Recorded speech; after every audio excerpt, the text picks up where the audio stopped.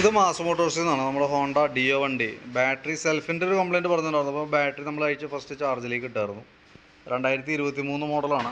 Warranty period ഉള്ള ബാറ്ററിയാണ്. 2023 അതിൻ്റെ ഇയർ കിടക്കുക. ഇവിടെ നോക്കുമ്പോൾ നമുക്ക് അറിയാനായിട്ട് പറ്റും. അപ്പോൾ നമ്മൾ വണ്ടി ബാറ്ററി ഒന്ന് ചെക്ക് ചെയ്തിട്ട് അതിൻ്റെ റിപ്പോർട്ട് ഒന്ന് കാണിച്ചു തരാം കേട്ടോ.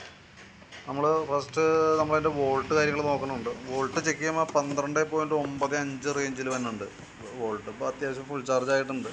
അപ്പോൾ ബാറ്ററി നമ്മൾ ടെസ്റ്റിലേക്ക് വിടുമ്പോഴും ഓൾറെഡി ഇതിനകത്ത് കാണിക്കുന്നത് കംപ്ലൈൻ്റ് ആയിട്ടാണ് കാണിക്കുക.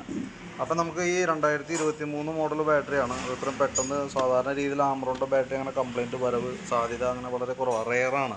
അങ്ങനെ കംപ്ലയിൻറ്റ്സ് വരാറില്ല സാധാരണ. അപ്പോൾ നമ്മളത് എന്തുകൊണ്ടാണെന്നുള്ള ദിവസം ഒന്ന് ചെക്ക് ചെയ്തു. കാരണം എന്താ വെച്ചാൽ ബാറ്ററിക്ക് അങ്ങനെ കംപ്ലയിൻറ്റ് ആവാനായിട്ടൊരു പ്രത്യേകിച്ചൊരു കാരണം വേണം. അപ്പോൾ നമ്മൾ ബാറ്ററിയുടെ വോൾട്ട് വണ്ടിമേന്ന് ബാറ്ററിയിലേക്ക് കയറുന്ന വോൾട്ടൊക്കെ ഒന്ന് ചെക്ക് ചെയ്യുന്നുണ്ട്. അപ്പോൾ 12.92 കാണിക്കുക. നമുക്ക് ശരിക്കും പറഞ്ഞാൽ 14.5 വോൾട്ട് വരെയാണ് ശരിക്കും ബാറ്ററിയിലേക്ക് വണ്ടിമേന്ന് കയറാൻ പാടുള്ളൂ. അപ്പോൾ നമ്മളൊന്ന് വണ്ടി സ്റ്റാർട്ട് ചെയ്തിട്ട് അതിൻ്റെ ചെക്ക് ചെയ്യുന്ന സമയത്ത് അതിൻ്റെ വോൾട്ട് കയറി പോകണമായിക്കോട്ടോ.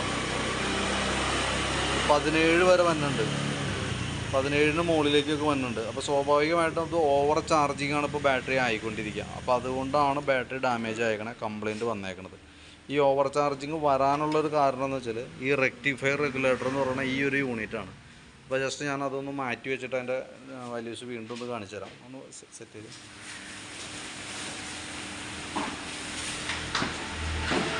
നമ്മൾ പുതിയ റെഗുലേറ്ററാണ് ഇപ്പോൾ കണക്ട് ചെയ്യുന്നത് കേട്ടോ. പുതിയ റെഗുലേറ്റർ നമ്മൾ സെറ്റ് ചെയ്തു. അതിനുശേഷം വീണ്ടും വണ്ടി ഒന്ന് സ്റ്റാർട്ട് ചെയ്യാണ്.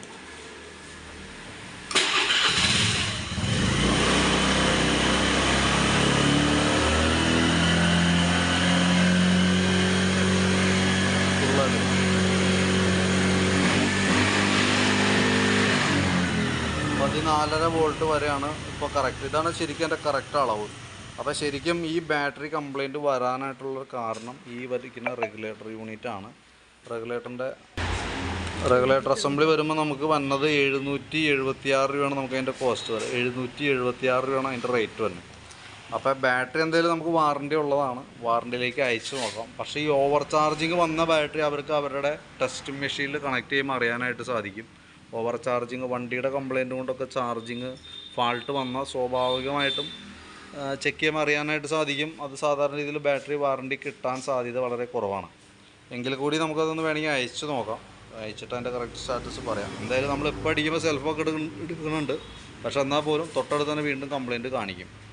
അപ്പോൾ അതുകൊണ്ട് വേണമെങ്കിൽ നമുക്ക് തൽക്കാലം ഒരു പഴയ ബാറ്ററി എന്തെങ്കിലും കണക്ട് ചെയ്തിട്ട് ഈ ബാറ്ററി വേണമെങ്കിൽ വാറണ്ടിയിലേക്ക് വിടാം. അപ്പോൾ വാറണ്ടി കാർഡൊക്കെ കൊണ്ടുവന്ന് കഴിഞ്ഞാൽ നമുക്കത് വെച്ചിട്ട് വാറണ്ടിക്കൊന്ന് അയച്ചു നോക്കാം. ഉറപ്പ് നമുക്ക് പറയാൻ പറ്റില്ല, അയച്ചു നോക്കാം. എന്തായാലും നമുക്ക് വാറണ്ടി പീരീഡ് ഉള്ളതുകൊണ്ട് നമുക്ക് മാക്സിമം പ്രസ് ചെയ്ത് നോക്കാം. വണ്ടിയുടെ കംപ്ലയിൻ്റ് ആണെന്നുള്ള ദിവസം അവർക്ക് മനസ്സിലാവും.